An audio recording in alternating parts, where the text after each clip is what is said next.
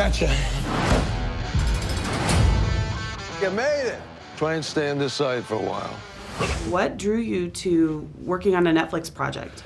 Well, I've always been open to the idea. I mean, I've been one who's always kind of staying ahead of the curve with the way the business is changing from, when we got into producing, we started in television, and then, studios are crying poor, so we were making movies in a much more cost-effective way, having that television mentality, to now, audience deciding where and when they want to view their content. And, I love watching movies in the theater and on a bigger screen if possible, but I also love to be able to watch it when and where I want. His mentor.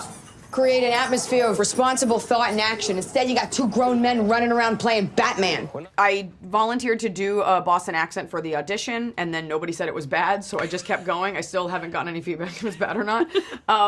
So, you just, the whole time you're wanting to make sure that you're doing Boston proud, so you're doing the accent right, but that you're also bringing depth and complexity to a woman. I didn't want to be just another girl that's yelling about a boy that made her upset. Sure. You never learn your lesson, do you? You were gonna do what was right with your strong moral code. So let's talk about working with Mark Wahlberg. What was that like? Yeah, it definitely was one of those kind of pinch yourself moments where you're like, oh my God, it's Mark Wahlberg. I grew up watching this dude do so many things and such a wide variety of stuff as well. And then he's there in person with all this swagger, you know what I mean? And it was really just, man, I can't believe I'm here. I thought you knew how to punch. There were 5 of them. This is being described as an action comedy, and there's definitely some funny moments in it. I've always wanted to know, how would you describe your sense of humor? Like, what sort of makes you laugh, and what do you do to make people laugh? That's a little darker than most people's. There's only certain people that make me laugh. Like who? Johnny Drama, when I'm talking to him.